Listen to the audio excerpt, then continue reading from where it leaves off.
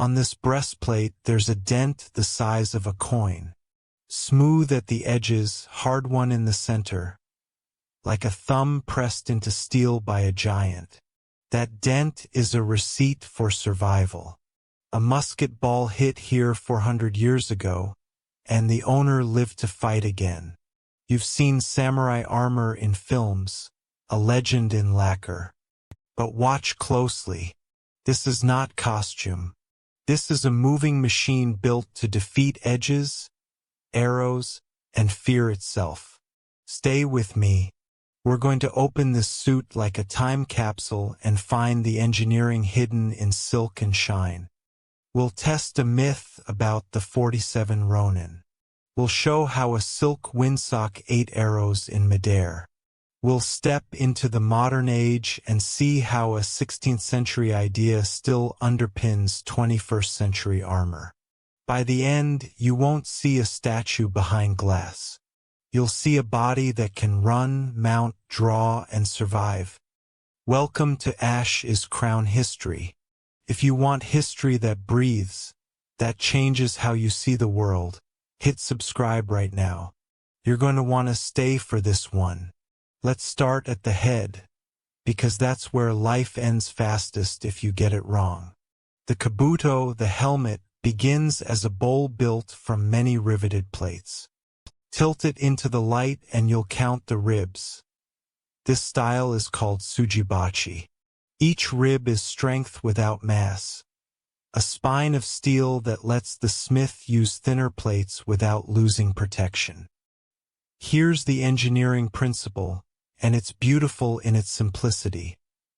Corrugate a surface and it becomes dramatically stronger than a flat sheet of the same thickness. Take a piece of paper. Lay it flat and it bends under its own weight. Now fold it into accordion pleats. Suddenly it can support a book. The samurai smith discovered this principle not in a laboratory but in the forge, watching what survived battles and what came back crumpled. The same logic appears everywhere once you know to look. In corrugated cardboard, in the ridged roofs of aircraft hangars, in the ribbed shells of modern racing helmets. The samurai got there 5 centuries before the Wright brothers flew. A Mabasashi visor throws shade over the eyes, crucial when you're facing into morning sun and an enemy knows it. Behind the visor, shikoro tiered, lacquered lames. Flex as you turn your neck, protecting the vulnerable junction between skull and spine while allowing the head to swivel, to scan, to track multiple threats at once. This isn't a bucket dropped onto shoulders. That's the movie version, the clumsy knight who can barely see or move. A real kabuto is a hinge system designed with one purpose. Keep the horizon where it belongs, in front of your eyes, not trapped in peripheral shadows because you can't turn your head without moving your whole torso.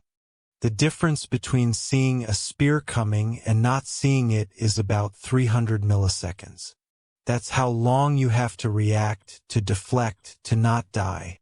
The kabuto is designed around those milliseconds. Now the face. The menpo, the face mask, does 3 jobs simultaneously, and understanding all 3 reveals everything about how samurai thought about protection. First, it deflects and spreads a strike. A blade coming at your face meets a curved, lacquered surface that wants to redirect force rather than absorb it. The physics are the same as a car's crumple zone or a modern motorcycle helmet. You can't stop all the energy, but you can redirect it, spread it across area and time, convert a killing blow into a glancing one. The mask doesn't try to stop a sword dead. Nothing at this weight class stops a sword dead. What it does is buy you a fraction of a second. Time for your head to roll with the impact. Time for the blade to skate off rather than bite in. Time to stay alive long enough to kill the man who just tried to kill you. Second, the menpo straps into the helmet so impact doesn't whip your head around. This is crucial and often overlooked. When something hits your face hard, you don't want all that rotational energy snapping your neck or slamming your brain against the inside of your skull. The straps distribute force into the kabuto, into the dome of the skull itself, across the whole integrated system rather than concentrating it at your jaw.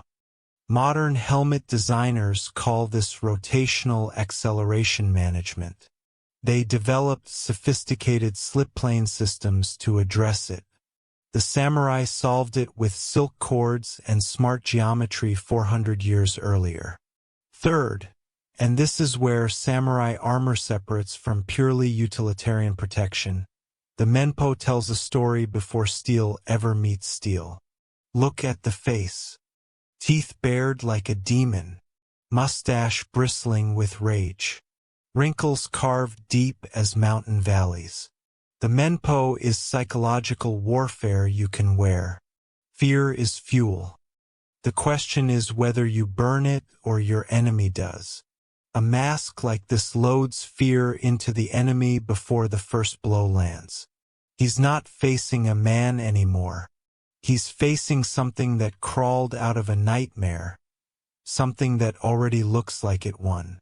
Slip the mask on and you learn something else, something the films never show. Breathing inside Lacquer makes you aware of your own breath. Every inhale is conscious. Every exhale is deliberate. The mask creates a small, hot, humid world between your skin and the world. In the chaos of combat, that's not vanity or discomfort. That's control. The mask teaches you to breathe like a predator. Slow, measured, ready to explode into action. It turns panic breathing into weapon breathing. A warrior who controls his breath controls his fear. A warrior who controls his fear controls the fight. Now move down to the torso, where centuries of evolution become visible in metal and cord. The cuirass, is the core of samurai armor, and its history is a history of Japan itself. Early armors stitched hundreds of kozane, small scales of iron or rawhide, into flexible lames. Each scale was roughly the size of a playing card, sometimes smaller. Hundreds of them overlapped like fish scales or roof tiles, laced together with silk cord into horizontal rows. Think about what that engineering achieves. A solid plate is strong against direct blows but rigid. It can't flex with your body, can't let you twist to dodge or turn to strike. A collection of loose scales is flexible but weak at every gap between them. Any blade finds a seam. Lamelli split the difference brilliantly. The scales overlap enough that no gap exists for a blade to find, but each scale can shift independently of its neighbors. The whole surface bends and breathes with the body inside it, flexing when you twist, expanding when you breathe deep, compressing when you crouch. The principle appears everywhere in nature. Fish scales, snake skin, armadillo armor, pangolin plates. It appears in human technology too: chainmail, modern dragonskin armor, the articulated fairings on spacecraft. The samurai were working the same engineering problem as NASA, just with different materials and a different enemy. Urushi Lacquer waterproofed the kozane, bound them together, turned individual scales into a unified surface.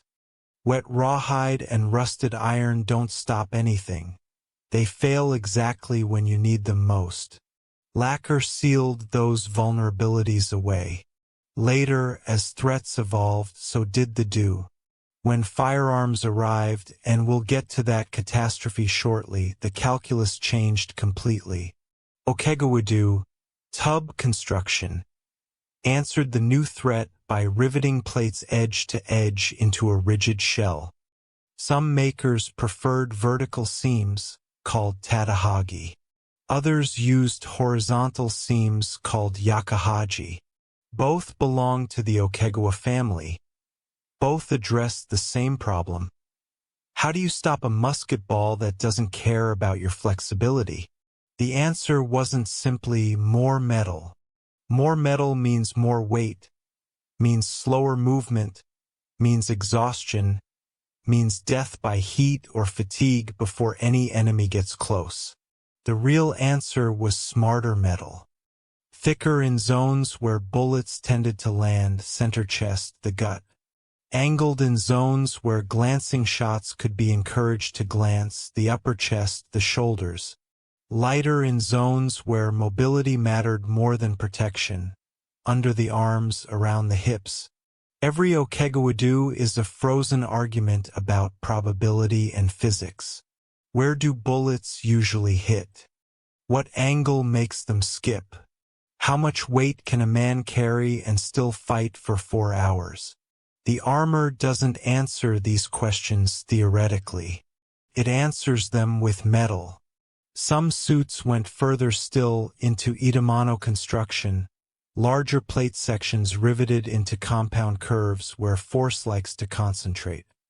If Okegawadu is a brick wall, Itamano is a buttressed fortress.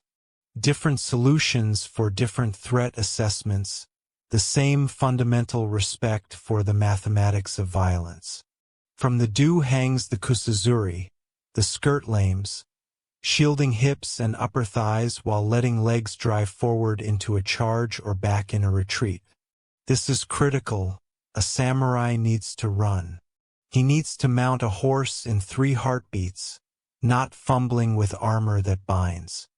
He needs to kneel to show respect or drop to avoid a sword without warning. The kusazuri allows all of this by articulating at every lame, flexing with the body rather than fighting it. Watch a man in good armor move sometime.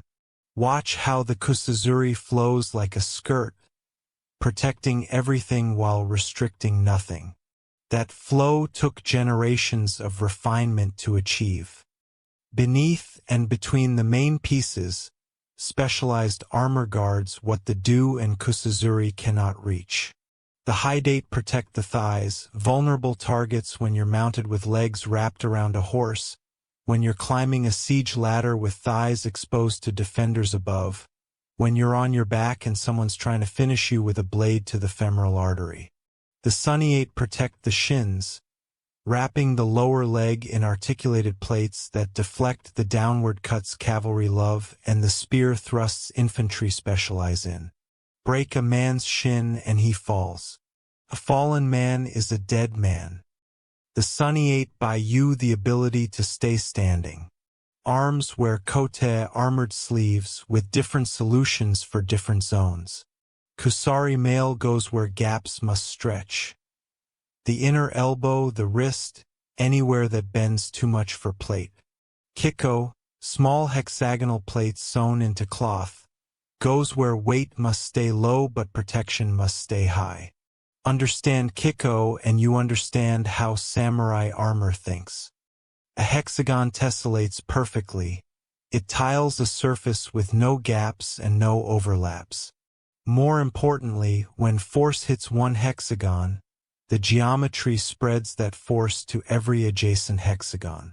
Energy that would concentrate at a single point instead disperses across the entire field. Hit a Kiko sleeve with a club and the force spreads to 6 plates. Those 6 plates spread to 18 more. Your arm bruises instead of shatters. The math protects you. If the vocabulary feels dense, that's because this is a language. Every term solves a problem. Bend here. Stiffen there. Keep water out. Let sweat through. Grip where grip must happen.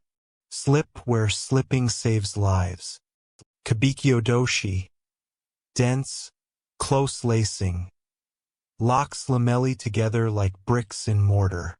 The chords touch, creating a nearly solid surface from articulated pieces. This maximizes protection at the cost of weight and breathability. Shugeikodoshi, spaced lacing, leaves gaps between chords. The armor breathes. Weight drops. The trade-off is slightly less rigidity, slightly more vulnerability at the lace points. The choice between them isn't aesthetic. It's strategic. Campaign in summer heat. Shoegake keeps men conscious. Fight in arrow storms where every gap is a target. Kabiki seals those gaps. Color isn't random either, and this matters more than modern viewers realize. Odoshi silk comes in whites and reds and blues that shouted identity across dust and distance. Shirodoshi for white, Ikeodoshi for red, Kanodoshi for deep indigo. On a battlefield where smoke obscures vision, where blood makes every man look the same, where dust rises thick enough to choke. Color tells you who to kill and who to die beside. A man in red fighting beside men in blue is either lost or a traitor. Either way, he's a target. Some clans chose colors as deliberately as they chose crests. The two clans' Akazoni, all red equipment, wasn't fashion. It was identification and intimidation combined. Let's talk about weight, because weight is where myths go to die. Typical battlefield suits run 10 to 25 kilograms, roughly 22 to 55 pounds. That sounds heavy until you compare it to alternatives. European plate harness ran 25 to 35 kilograms, sometimes more for tournament armor. Modern military combat loadouts, body armor, ammunition, water, radio, weapon, routinely exceed 40 kilograms. Marines in Afghanistan carried loads that would stagger a medieval knight. The samurai suit wasn't light, but it wasn't the crushing burden that films suggest. And more importantly, raw weight doesn't tell you anything useful. Distribution tells the truth. A 20-kilogram bag of sand on your shoulders will destroy you in an hour. 20 kilograms distributed across your entire body. Some on hips, some on shoulders, some suspended by cords that work like a backpack's hip belt, is almost comfortable. A well-fitted Tozai Gusoku spreads mass like a perfectly adjusted hiking pack. Hips carry what shoulders cannot bear long. The Odoshi lacing does as much work as steel, putting tension in exactly the places where weight needs lifting and slack in exactly the places where movement needs freedom. Watch a man in well-fitted armor move. He doesn't lumber like a movie robot. He flows. He can kneel without bending at the waist. He can draw a bow with his shoulder blades flat against the dew. He can vault onto a horse in 3 heartbeats. He can roll from a fall and come up with a blade already drawn. The armor enables these movements by protecting the body that performs them. A man afraid of taking a cut can't commit to the motions that win fights. A man confident in his armor moves like water. Fast, smooth, impossible to predict. Mobility isn't a luxury. It's the whole point. A slow samurai is a dead samurai. The armor says, "I'll protect you. Now move like you mean it." Let me tell you about Lacquer, because Lacquer is the invisible miracle that makes everything else possible. Urushi sap comes from the lacquer tree, Toxicodendron vernicifluum, a close relative of poison ivy and poison oak. The sap contains urushiol, the exact compound that makes poison ivy raise blisters on bare skin. A lacquerer works with this substance knowing it will burn him. His hands blister. His eyes swell shut if he's careless with fumes. The price of his craft is paid in small agonies accumulated over a lifetime. But when urushi cures, hardens through a chemical process that requires specific humidity, it transforms completely. It becomes one of the most durable natural finishes known to humanity. Waterproof, resistant to acid, resistant to alcohol, resistant to most of the things that destroy metal and leather and silk. Lacquer seals iron against rust. In Japan's humid climate, unprotected iron blooms red with corrosion in weeks.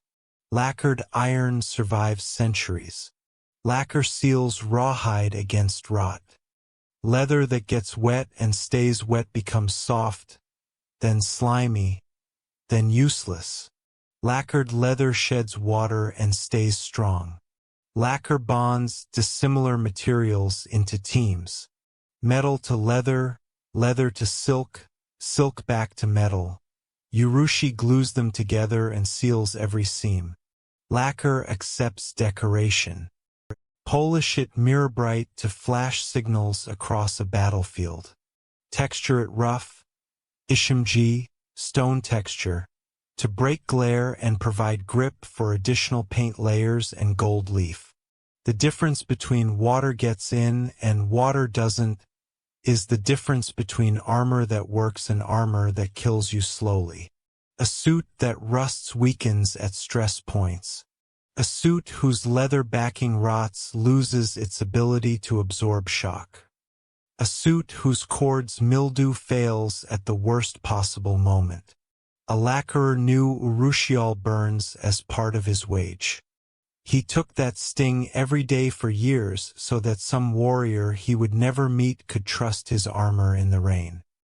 He worked in discomfort so his plate wouldn't bloom red with rust and his leather wouldn't soften into failure when the sky decided to punish a man for carrying steel.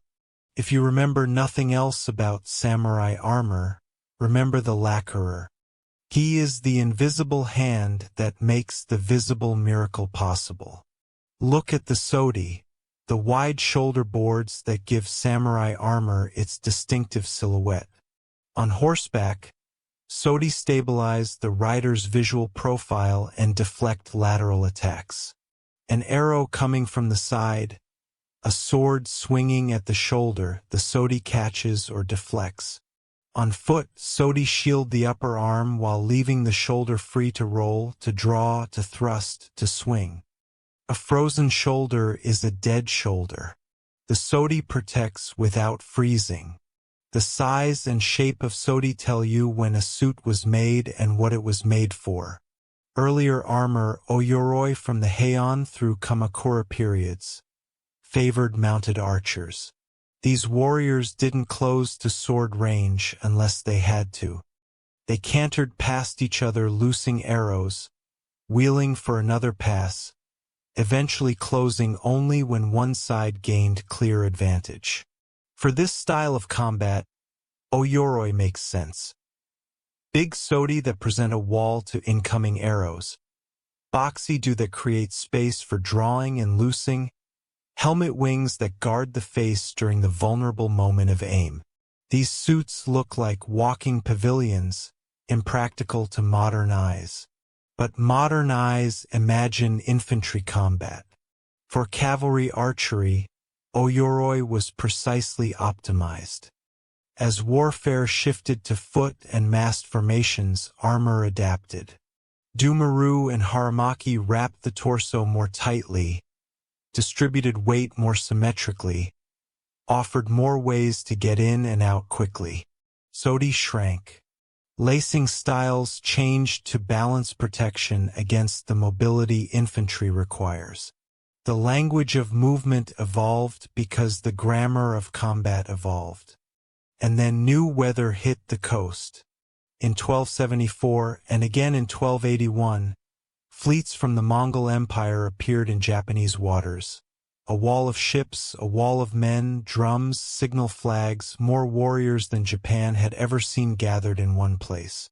Mongol tactics differed completely from Japanese traditions. The invaders fought in tight infantry formations instead of individual duels.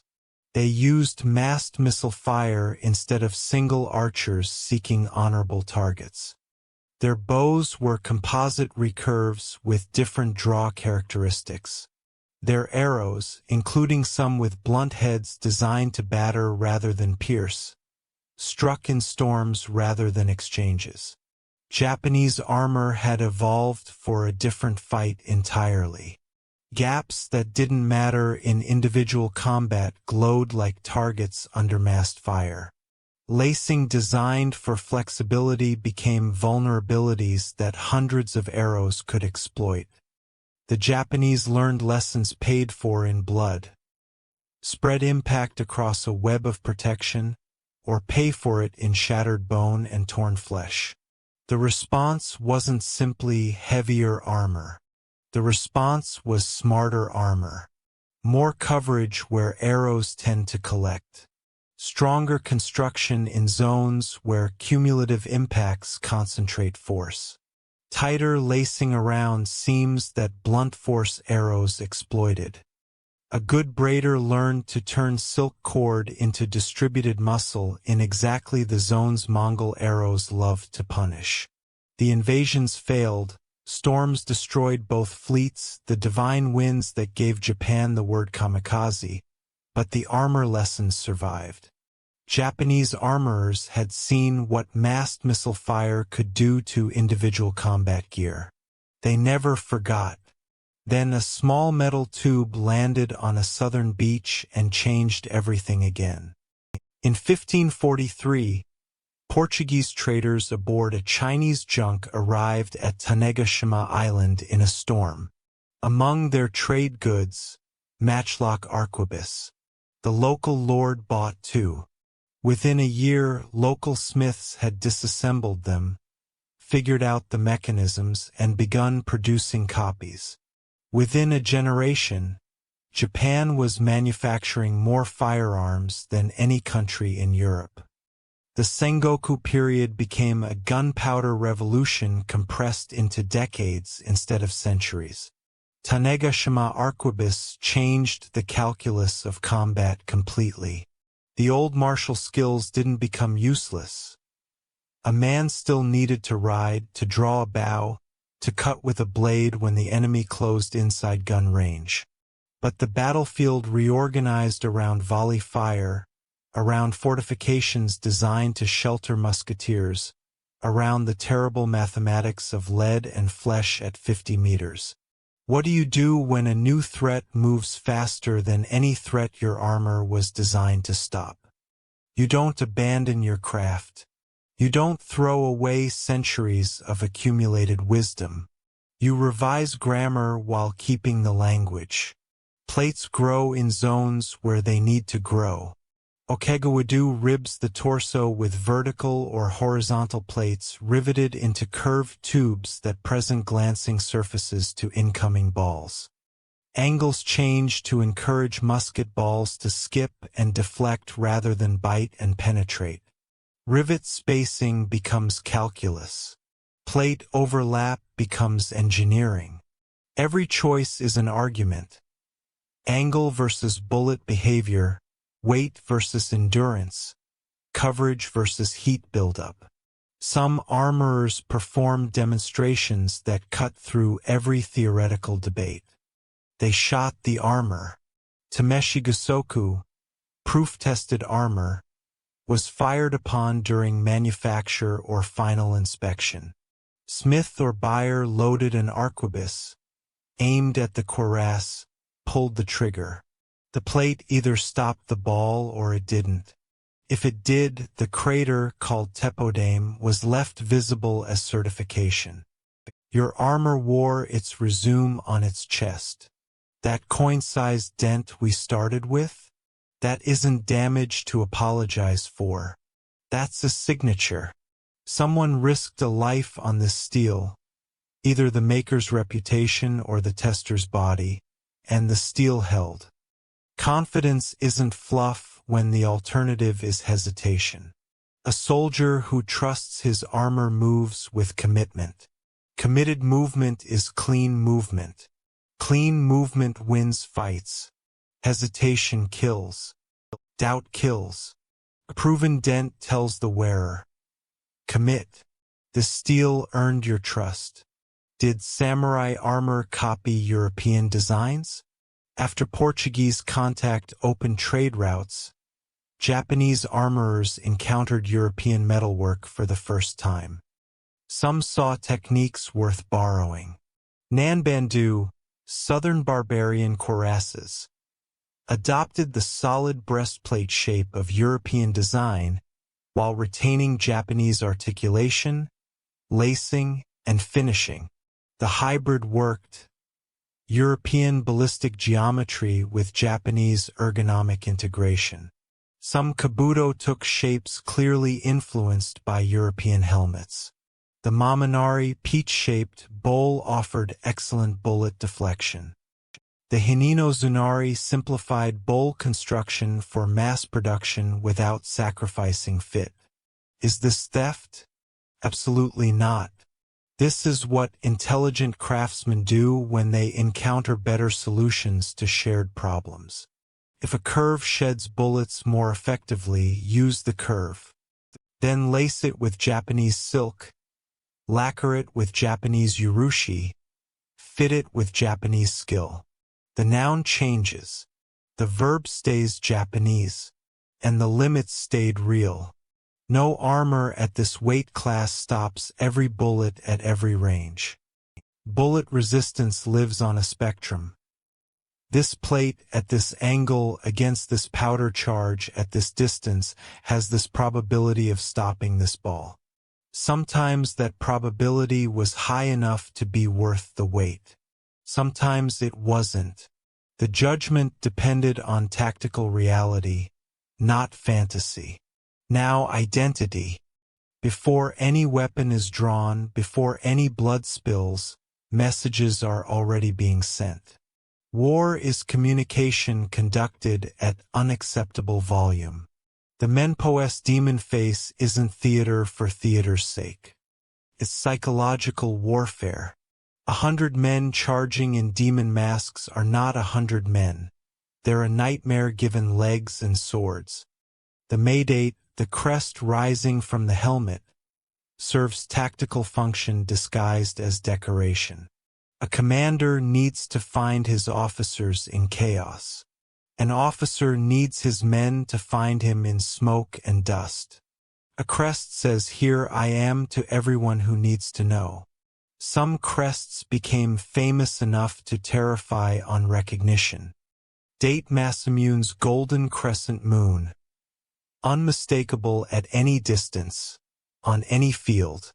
When the crescent appeared, men knew they faced the one-eyed dragon, or his elite forces. 2 Neomeses Akazoni, the all-red units, screaming aggression before a single blow landed. Red armor, red banners, red horses. You saw them coming. That was the point. Fear gave them advantage before the charge arrived. Yusuji Kenshin's Buddhist imagery and dragonfly motifs. The dragonfly only flies forward, never retreats. A theological statement worn as armor, faith made into metal. Takeda Shinjin's Furinkazan banner. Swift as wind, gentle as forest, fierce as fire, immovable as mountain. From Sun Tzu's Art of War. The banner told enemies what doctrines guided the forces beneath it. Sodi widened the shoulder profile, making more warrior per glance. Bigger, more intimidating, more substantial. Sashimono. Personal banners worn on backs. Turn a swarm into labeled waves.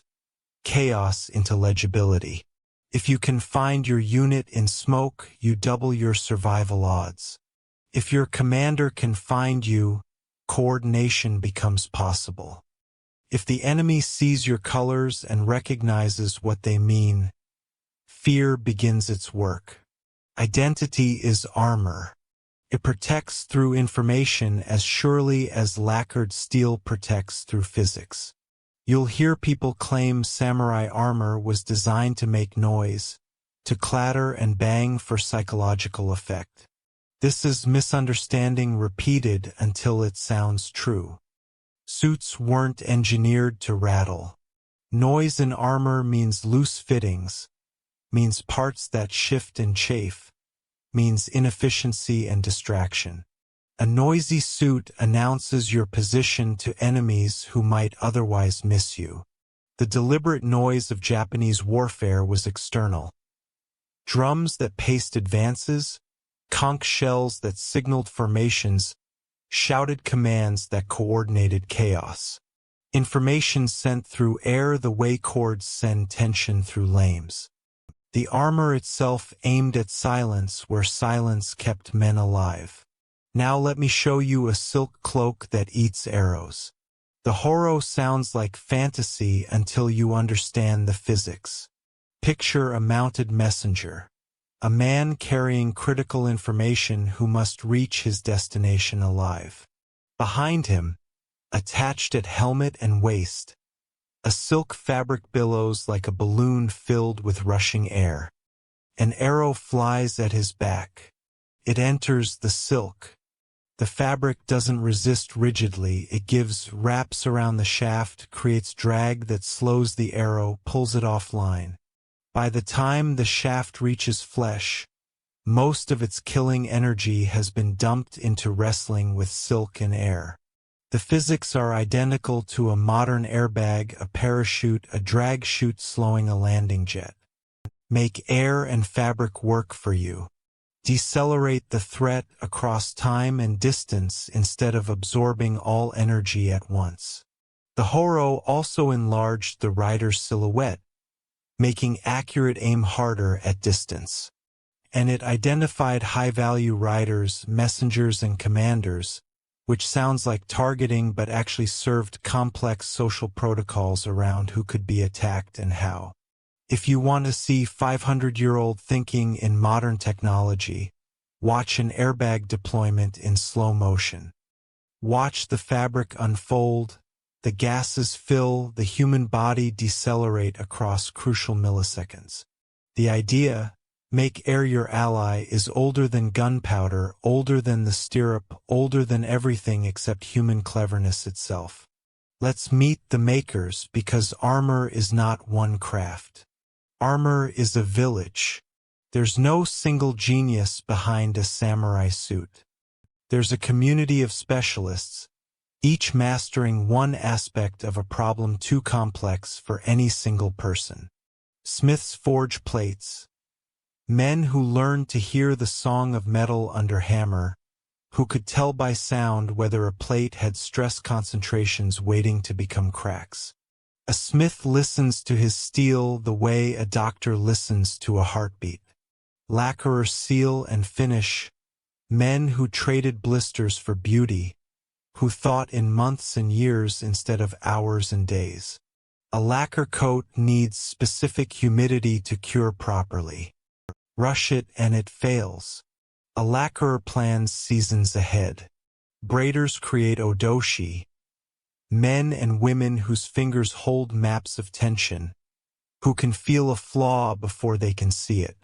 A single miscounted pass can ruin a day's work. A braider's attention is total. Leatherworkers cut and shape backing and kiko foundations. Crest makers sculpt maydate from wood and metal and gilded papier-mâché. Silk weavers produce cord in exactly the colors a clan demands. A complete do might pass between a dozen specialists before a warrior wears it. Each adds a layer of expertise, trusts the expertise below, passes the work forward to hands they might never meet. The lacquerer who seals a plate will never see it stop a blade. The braider who laces lames will never hear them flex in combat. The smith who forges steel will never know whose life it saves. They work anyway, with total dedication to standards they cannot personally verify, because that's what craft means. Making choices for people you will never meet. What did armor cost and who could afford it? Great lords, daimyo, and their senior retainers commissioned bespoke suits fitted to their bodies, decorated to their tastes, marked with hidden signatures that told future generations who made this and for whom. These suits were art objects as much as protection. Gold leaf, elaborate lacquer work, complex braiding patterns in expensive dyes. A statement of wealth, taste, and deadly seriousness. But war needs numbers, not just champions. Ashigaru foot soldiers, often commoners conscripted or hired for campaigns, wore Okashi armor. Loner suits built to standard patterns, stored in domain armories, distributed when the muster call came. Okashi armor looked simpler. Plain finishes, standard sizes. No personalized crests or custom fittings. But Okashi armor worked. Metal went where metal needed to go. Fit was good enough to run in. A peasant wearing domain-issued Okashi had protection. Not aristocratic protection, not art, but enough to matter. In the late Sengoku period, practicality scaled with war's appetite.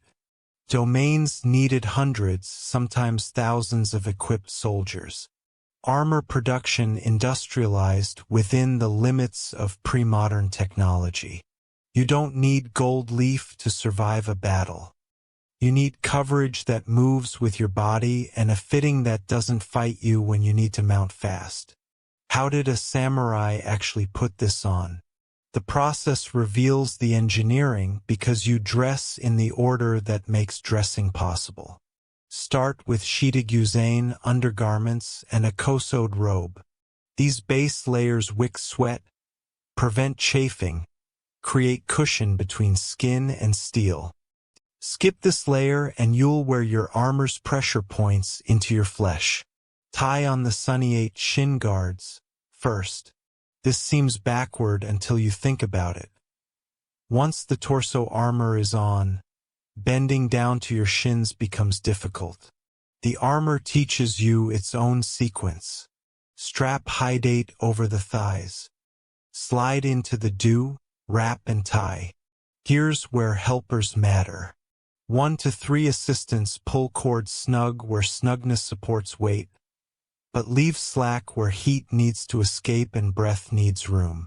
Too tight and you'll collapse from exhaustion before any enemy arrives. Too loose and the armor shifts, gaps appear, protection fails. Kote sleeves lace to forearms. Hands slip through teko guards.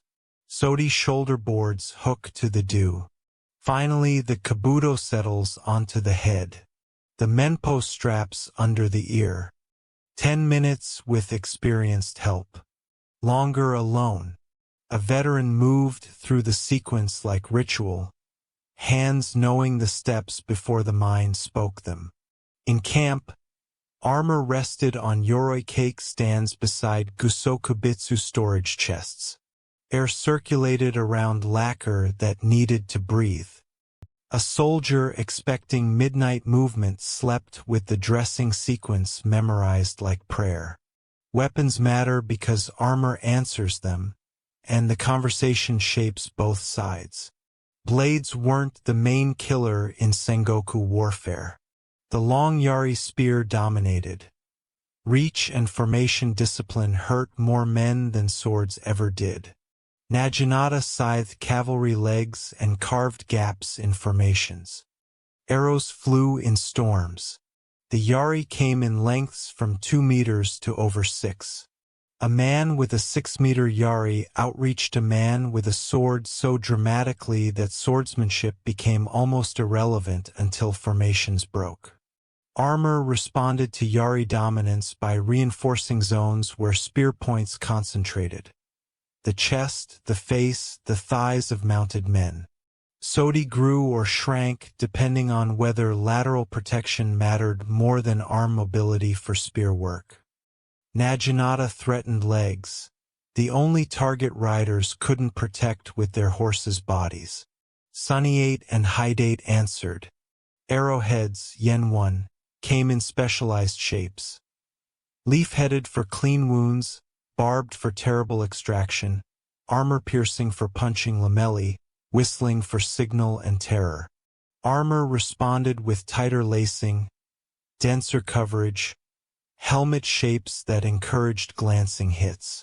Then firearms became the weather of battle, random, deadly, impossible to predict or answer in single combat. Armor thickened, angled, accepted proof testing. Every generation of weapons taught armor new lessons. Every armor adaptation changed which weapons succeeded. Myths die slowly, so let's kill one properly. Katanas slicing through armor like butter. In cinema, a katana sweeps through plate and mail and bone in a single beautiful arc. Reality looked different. A katana could cut cloth, leather, and lamelli under exactly the right conditions. Perfect angle, perfect edge, imperfect armor, or lucky seams. Against properly made plate, against layered lamellar fields, against good armor in good repair, the sword struggled. This doesn't mean swords were useless. It means swords were precision instruments, not sledgehammers. The katana's reliable work against armored opponents involved target selection. Wrists where kota ended, faces where menpo didn't cover, the soft passage under the arm, the inner thigh, the back of the knee, the throat. A katana found the places armor couldn't protect and exploited them with surgical precision. It finished what exhaustion, wounds, and fear had started. It was the final word, not the whole argument. Armor forced intelligence. It rewarded patience. It punished wild swings with glancing surfaces and wasted energy. A warrior who understood armor didn't fantasize about cutting through it. He studied where it ended. Map this onto actual battles and the relationship becomes visible. Nagashino, 1575. Oda Nobunaga's musketeers in rotating ranks, pike walls protecting reloading lines, Takeda cavalry charging into coordinated firepower. The armor visible at Nagashino shows the gunpowder response. Plates angled to encourage balls to skip, thickened zones over vital organs, proof marks showing what this steel had already survived. Men died at Nagashino in armor that couldn't stop bullets at close range. Men lived in armor that bought them just enough edge. A glance instead of a penetration, a wound instead of a death, a chance to reach the enemy guns and make swords matter again.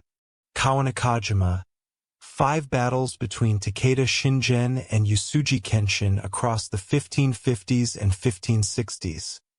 Featured close-action chaos where formations dissolved into individual combat. In that chaos, every feature of armor mattered. Sodi lashed back for extra arm reach. Kota protecting gripping hands. Hydate flexing as men climbed, pushed, fell, climbed again. The armor didn't make men invincible. It made survival possible long enough to learn and adapt. Sekigahara, 1600, the battle that decided Japan's next 3 centuries. Mixed armies faced each other. Different domains, different loyalties, different equipment. Parade silks under plates. Good iron over plain cloth. Crests and banners labeling forces whose commanders might switch sides mid-battle. The armor at Sekigahara did what armor always does. It kept men in the fight long enough for decisions to matter.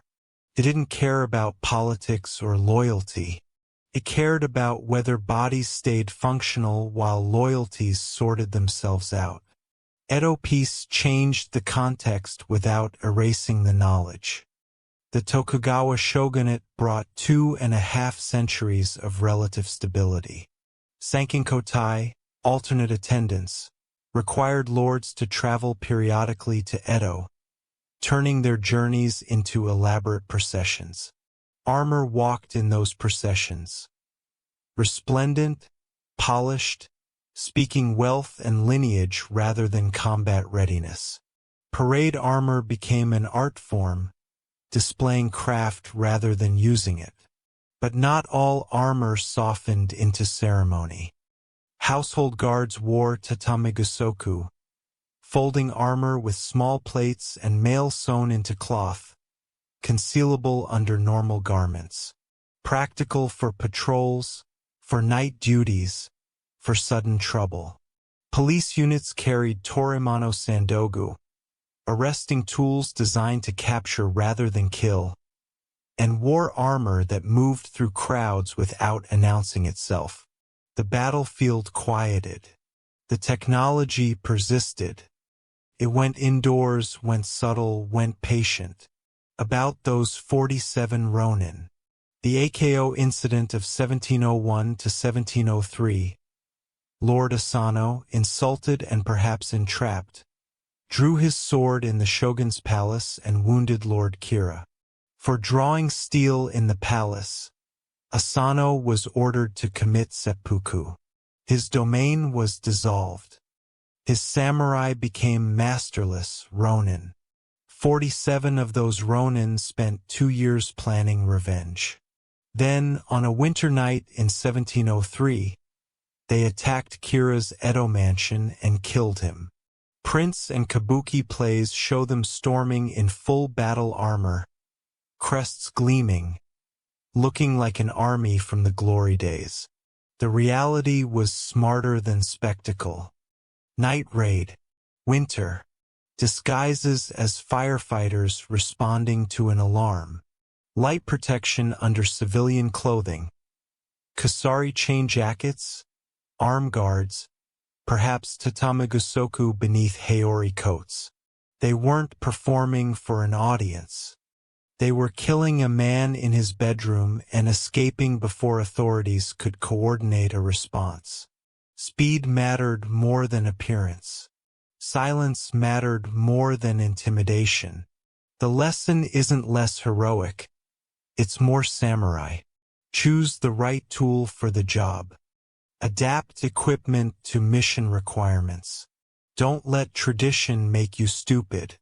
Details hide truths throughout these suits. Kabuto bowls express smithing philosophy. Tsujibachi ribs say, rational, efficient, engineered elegance. Kaboshi studding says, decoration and function unified, every rivet a finger redistributing force. Maminari peach curves say, geometry is protection, let physics do the work. Hinino Zunari simplicity says, mass production doesn't have to mean ugly.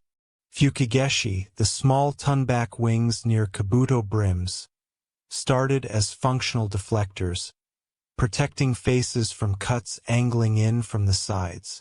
They evolved into frames displaying clan colors. Heraldic function merged with protective function. The tihin, the opening at the helmet's crown, shows similar evolution. Originally ventilation, eventually decorative ring, sometimes elaborate, sometimes deliberately plain. Masks have their own vocabulary of features. Resiai menpo, fierce expression masks, carry forehead ridges that stiffen structure while channeling sweat and breath away from eyes. Hapuri, open-faced headguards, protected foreheads while leaving peripheral vision unrestricted, an earlier solution to the vision versus protection trade-off. Haute, half masks, guarded throat and jaw where arteries and airways invite quick deaths. A good mask cups the face like a hand that learned your bones yesterday. It doesn't choke, doesn't blind, doesn't transform breathing into struggle. It makes you more than you were while remaining something you can wear. Lacing speaks in dialects. Kabiki odoshi packed tight, cords touching cords, creating surfaces that shimmer like wet slate. Strong, heavy, dense. Shugeikodoshi spaced for breath, weight reduction, summer campaigns. Lighter, cooler, slightly more vulnerable at lace points. Colors preaching before combat begins. Blue suggesting water and composure. red screaming fire and aggression, white announcing purity or mourning or specific rank, purple reserved for highest status. A suit can deliver a sermon without speaking a word. Under everything, cloth negotiates between skin and steel. Padded collars prevent armor edges from rubbing necks raw over long days. Ties must feel soft where they touch skin and grip hard where they bear weight. Cotton absorbs sweat. Silk wicks it away. Both accumulate the smell of work and discipline over campaign weeks. A suit fails if the small things don't fit. A strap too tight makes a soldier flinch. Flinching makes soldiers die. Maintenance keeps armor alive. Rust spreads like rumor. Slow, persistent, destructive. Lacquer cracks if it cures too fast in dry air. Leather shrinks in unexpected seasons. Cords fray where plates rub. A suit that protects today kills tomorrow if you don't restore it at sunset. Armor boxes, gusokabitsu, are sized to hold suits without forcing folds that stress materials. Stands, yoroi cake. Let air circulate completely around lacquered surfaces. Care is simple, air and attention. Neglect is simpler and fatal. The body inside matters most. A tired soldier becomes a dead soldier before any enemy arrives. Heat exhaustion kills quietly in armor designed for protection without ventilation. Samurai armorers knew this and engineered for it. Vent channels under arms. Shoulder gaps that let convection carry heat away. Shugake lacing opening pores in the armor skin. Isham lacquer textures scattering sunlight that would otherwise concentrate as heat. The body writes the final draft of every armor design.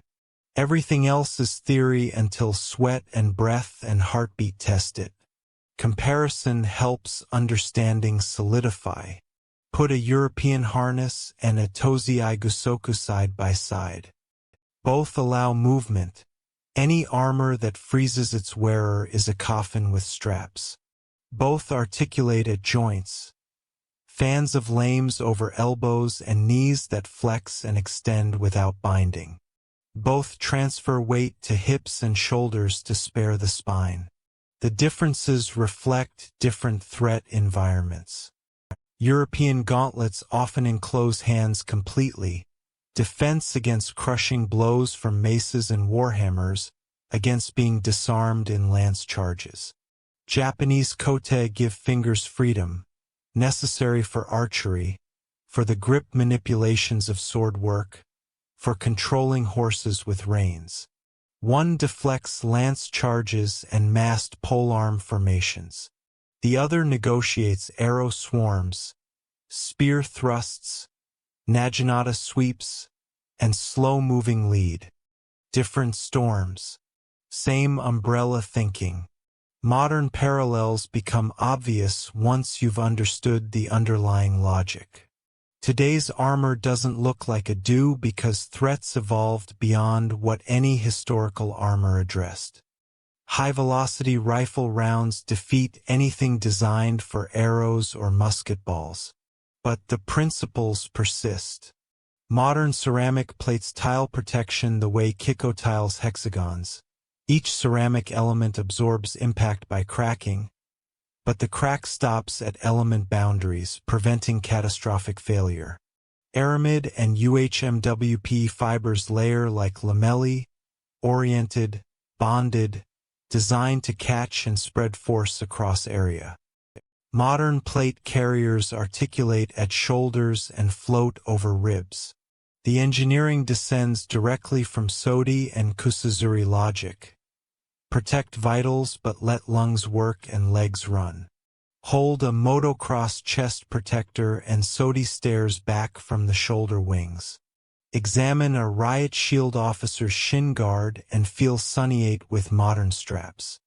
Turn a football player's shoulder pads in your hands and the logic of lames becomes obvious. The nouns changed. The verb, protect without breaking the body's grammar, remains constant. Identity still saves lives today. Sashimono turned chaotic 16th-century battlefields into legible formations. Modern high-visibility panels serve the same function for firefighters in smoke thicker than any Sengoku dust. Unit patches tell aircraft which soldiers are friendly. Reflective tape catches light the way lacquer caught torchlight.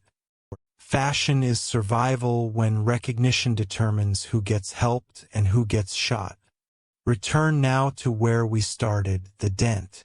Proof testing was contract. A Tepodame crater told buyers, "This steel is tuned to this threat." It told wearers, "At least once this armor stopped what it promised to stop." Modern ballistic armor carries NIJ ratings and lot numbers serving identical function. The Dent got smaller, more technical, less dramatic, but the promise stayed. Behind both ancient crater and modern certification lies a laboratory moment nobody sees in films. Someone tested a plate against a threat and recorded what happened. The data matters more than the drama. The test matters more than the legend. Walk slowly past a museum line of kabuto and masks. The helmets feel like fathers, protective, demanding correct posture, insisting on attention to what matters. The masks feel like uncles, joking about fear, daring you to realize that terror shrinks when you wear its face instead of showing your own. A dozen men in full suits become a forest of expressions. You don't fight forests. You fight paths. Armor teaches you not to make enemies you don't need. Even how armor ages teaches lessons. Lacquer chips reveal layer after layer brushed with patience across weeks or months. Cords fade unevenly where sun loved one shoulder more. Plates dent where specific luck turned specific directions. A suits where patterns index a life's argument with physics. Remaking a suit for a new owner often meant relacing in new colors, adding new crests, layering new identity over old. Identities accumulated like lacquer coats, never completely erasing what came before. Stand in a museum room full of suits at rest and feel pressure like standing under trees after rain. The quiet is tension. Everything in this room was built for violent motion and now chooses stillness. Listen hard enough and you'll hear cord against plate from 1,000 nights. The whisper of silk that briefly believed it was tendon, leather that remembers bending. People ask what we can learn from 400-year-old protection. My answer is direct.